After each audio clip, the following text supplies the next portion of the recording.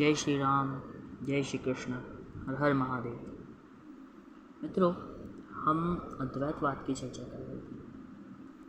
आज हम त्रैतवाद का खंडन करके अद्वैतवाद की स्थापना करेंगे।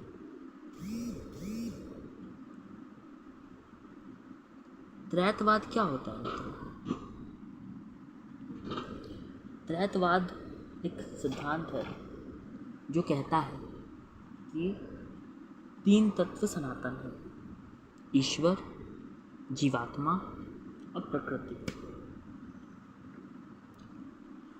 उनका तर्क ये है कि जो जीवात्मा, ईश्वर और प्रकृति है, ये तीनों ही सनातन है।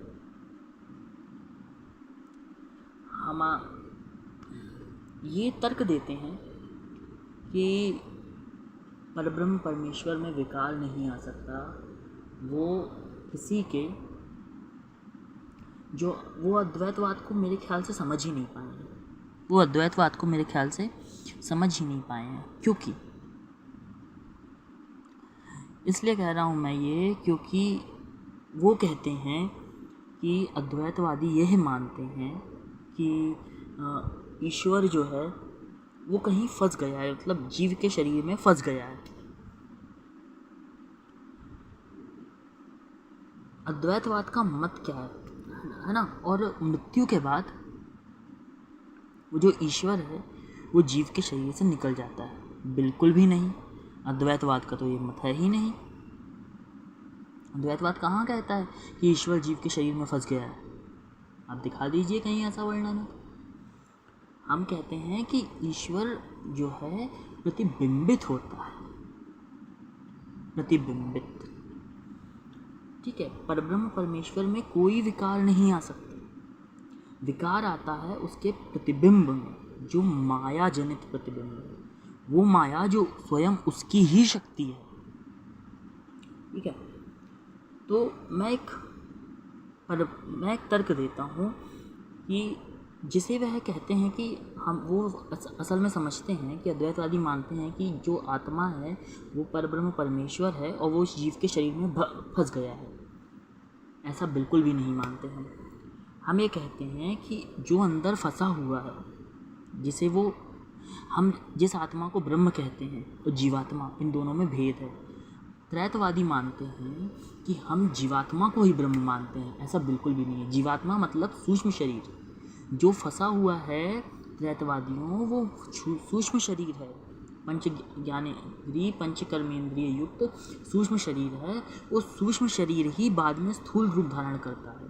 तो जो अंदर भीतर है, जो भीतर से निकलता है, वो सूक्ष्म शरीर है, ना जिसे जीवात्मा भी कहा जाता है। आत्मा नहीं, अयमात्मा ब्रह्म। अयमात्मा ब्रह्म जब हम कहते हैं तो वो जो आत्मा है वो अलग तत्व है। ठीक है, वो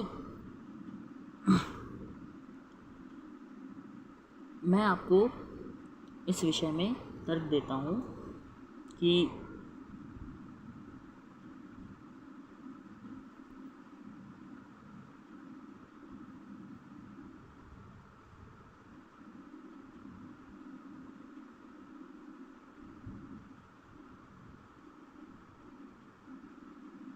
दूसरा तर्क त्रैतवादी देते हैं कि जो आत्मा, ईश्वर हमारे भीतर है, उसे स्वयं को जानना होता है। मतलब वो अद्वैतवाद की मुक्ति के बारे में ये कहते हैं कि जो ईश्वर, जो आत्मा हमारे भीतर फंसा हुआ है, वो मुक्ति के लिए स्वयं को जान लेता है कि मैं ईश्वर हूँ, मैं जीवात्मा नहीं हूँ, तो मैं मुक्त हो जाता हूँ। ऐसा भी नहीं मानते हैं अद्वैतवादी। भाई त्रैतवादियों, आप पहले अद्वैत को समझिए, अद्वैत को पढ़िए। पूरा का पूरा शांकर भाष्य है, आप पढ़िए तो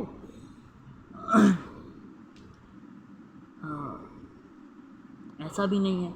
ईश्वर जो है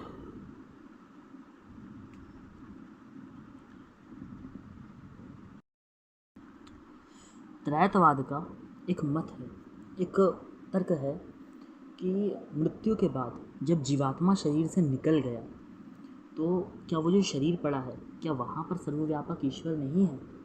बिल्कुल है, ईश्वर सर्वव्यापक वहाँ पर। और जो निकला है ना, वो जीवात्मा निकला है, सूक्ष्म शरीर जिसे कहते हैं। एक पंच भौतिक शरीर होता है, एक सूक्ष्म शरीर होता है। तो जो सूक्ष्म शरीर है वो चेतना प्रदान करता है। तो जो शरीर से निकला है ना, जो त्रैतवादियों का तर्क यहीं पे मैं आपको खंडन करता हूँ कि जो शरीर से निकला है वो सूक्ष्म शरीर है। गीता में भी भगवान श्री कृष्ण कहते हैं कि जब जीवात्मा शरीर से निकलता है तो वो इंद्रियों को, कर्मेंद्रियों और ज्ञानेंद्रियों को भी लेके निकलता है। अब कर्मेंद्रियों को कैसे लेके निकला आप बता दीजिए, या तो आप कह दीजिए कि गीता का ये जो भगवान ने कहा है कि जीवात्मा कर्मेंद्रिय और ज्ञानेंद्रिय दोनों को लेकर निकलता है वो गलत है। और यदि आप ये नहीं मानते हैं तो फिर आप ये बता दीजिए कि वो कर्मेंद्रिय और ज्ञानेंद्रिय को जीवात्मा लेकर कैसे निकला, क्योंकि आपके अनुसार तो आपने जो तर्क दिया है उससे तो आप कर्मेंद्रियों को एक स्थूल और प्रकृति का हिस्सा मान रहे हैं ना। तो जीवात्मा जो निकला है वो कर्मेंद्रिय और ज्ञानेंद्रिय को लेकर वो कैसे निकला।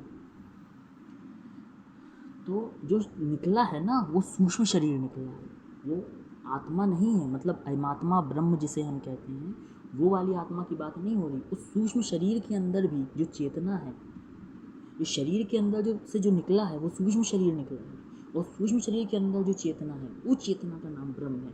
और वो चेतना प्रत्येक सूक्ष्म शरीर में विद्यमान है। ठीक है, सूक्ष्म शरीर, पहले सूक्ष्म शरीर का निर्माण होता है, फिर सूक्ष्म शरीर के ऊपर स्थूल शरीर का निर्माण होता है।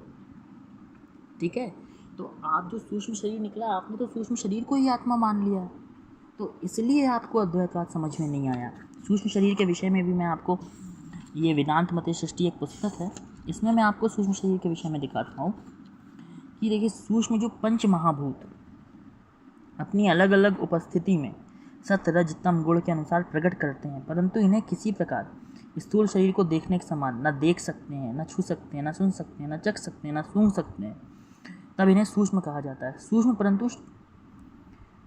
परंतु शरीर के समान कार्य कर रहे, मतलब भले ही एक फिजिकली वर्क नहीं कर सके, लेकिन है ये सूक्ष्म बॉडी, ये सूक्ष्म शरीर ही है ये। ठीक है, अब हमारा मन भी तो एक मन को भी भगवान श्री कृष्ण ने एक अंग ही कहा है, शरीर का एक अदृश्य अंग, वो भी एक सूक्ष्म शरीर का ही भाग है, सूक्ष्म शरीर का ही भाग है। इसलिए सूक्ष्म शरीर की उपस्थिति स्वप्न अवस्था में प्रकट करते हैं कि हम अलग हैं और स्थूल शरीर है।